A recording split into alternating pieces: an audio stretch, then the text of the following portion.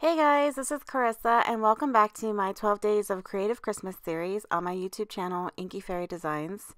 This is day 7, and we're going to be creating these galaxy watercolor ornaments.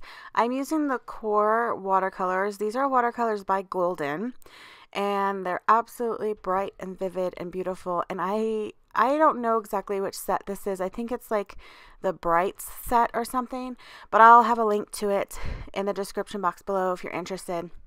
It's a set of 6 watercolors, and I'm literally using only 6 of those watercolors for this entire painting, except I do bring in Lamp Black by Daniel Smith, as well as the China White, and you'll see that throughout the video. But I start by mixing some of the blue and the purple, and I decided that I didn't want that. I just wanted a blue wash for my entire background before we get started in the watercolors. Now I'm using the same Strathmore postcard paper that we used, I think it was day 1, and I'll put a link there if you missed that video. You can see it in the iCards, but it's the same postcard watercolor paper by, oh no, it's Fabriano, I believe. So that's what I have taped down to my cutting board, and I'm using that same FrogTape. Now I'm lightly sketching in, not really lightly, but I'm sketching in some watercolor or some ornaments because I figured their shapes, they're just circles, right? And then a little rectangle on top. I'm showing you that I'm using my Princeton Neptune watercolor brushes, or just the one brush in 10, and it's a round, and I use that for the entire painting except for the wash. I used my silver black velvet brush.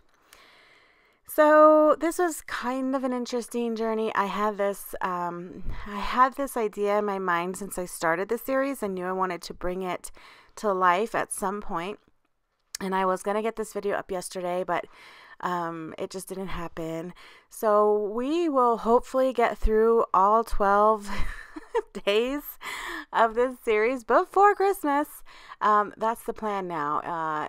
Yeah, it's kind of interesting how this is going, but I appreciate you guys all sticking with me and watching the videos as they do come up and leaving your comments. They mean the world to me. So thank you for that. So I started by just putting a wash of color around this ornament, or on the inside of this ornament, and then I started dropping in different colors.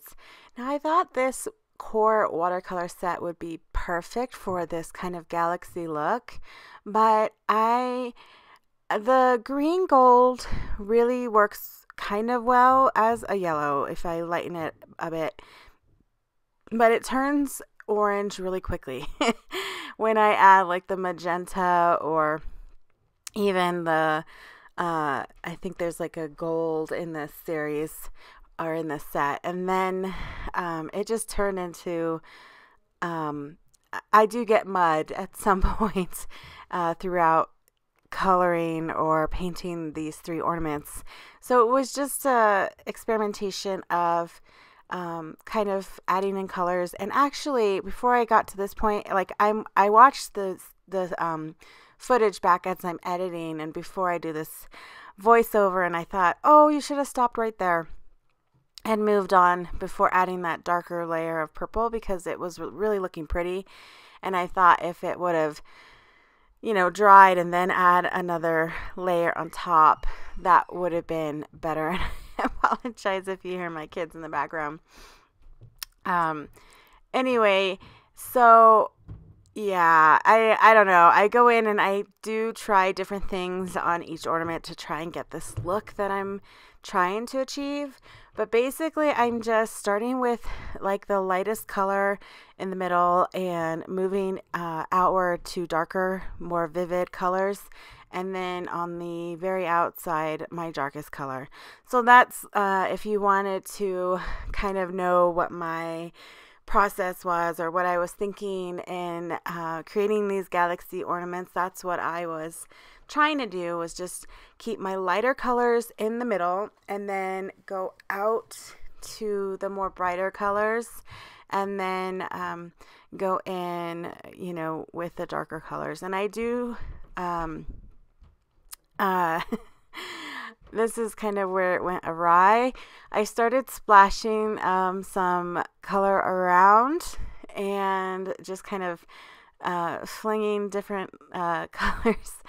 And you can see on that middle ornament, it hit like in the exact spot where there was a ton of pigment, and it just like splooshed out. And now it's one of the properties of coral watercolors that it makes it different from other watercolors that I use is this spreading property that it has. I don't know like the technical term, but it really bursts. Maybe that's what it is. It really bursts into any area that is slightly wet. So you can really see that. I had a video that I never put up where I first worked with these watercolors and experimented with them, and I showed you that in the video that I didn't show you because I didn't put it up, but maybe I'll put it up eventually so you can see. Yeah, that's one of the, and I love that about watercolors. Like, I love when they burst into or spread into other colors, other wet areas. You have to be super careful about that. You know, if you touch an area that is still wet and still has a lot of pigment, it's going to bleed into those other areas. And that's what this painting started to do when I did that splatter. And I decided rather than start over, I was going to work with that. So you see that I intentionally touched my wet paintbrush to other areas to make that kind of sploosh, to make that burst. I think I should stick with the burst look. But I love that in different paintings, and that is a technique.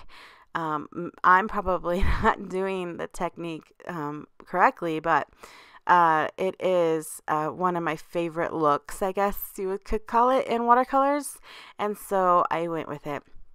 So that I stepped away and let that entire layer dry, and then I came back and I started to add another layer on top, and I was just using the same colors, trying to add more of the blue and the magenta and the purple on the outer edges. And it's here where I totally didn't see that my paint tape was starting to lift on the right side. Like, when I was going through the video editing it, I noticed that, and I was like, oh shoot. So if I had noticed that, I would have tried to be a little bit more careful in that area, but that's okay. In the end, there's just a little bit of a bleed through that paint line, or the, I don't know what you want to call it, the masking area.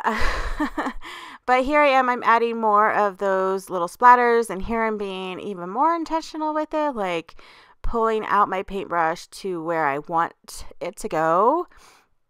So I have those lighter areas in the background where it bursts out, and then here I'm adding kind of smaller little lines of bursts that layer over top those, and I'm using more of the magenta and the purple.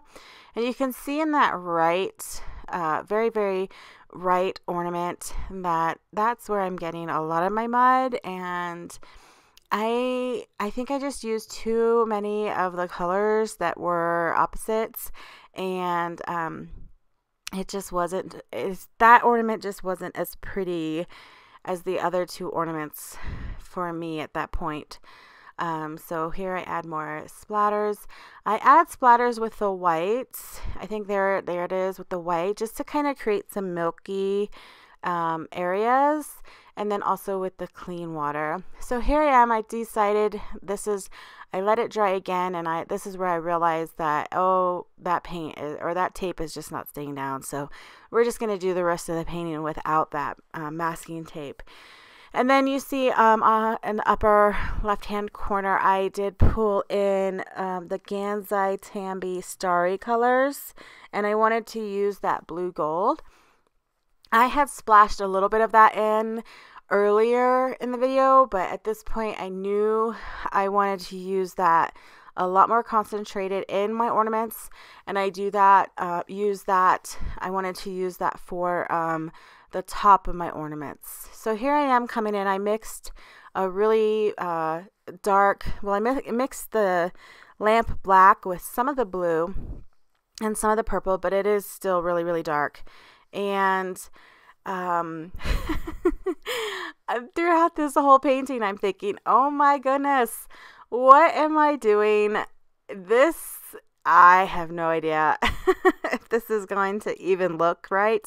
I did post on my Instagram, if you guys follow me over there at Inky Fairy Designs, one process shot thinking, yeah, these may or may not turn into the galaxy ornaments that I hope for. But in the end, I think they do. There's a lot of things that I probably would do differently, and I want to go ahead and work on this technique a little bit more, and probably hopefully come back in some more Watercolor Wednesdays videos with more of these like galaxy type paintings, because I love them. They're beautiful. So here for my white stars, I'm using the Dr. P.H. Martin's Bleed Proof White.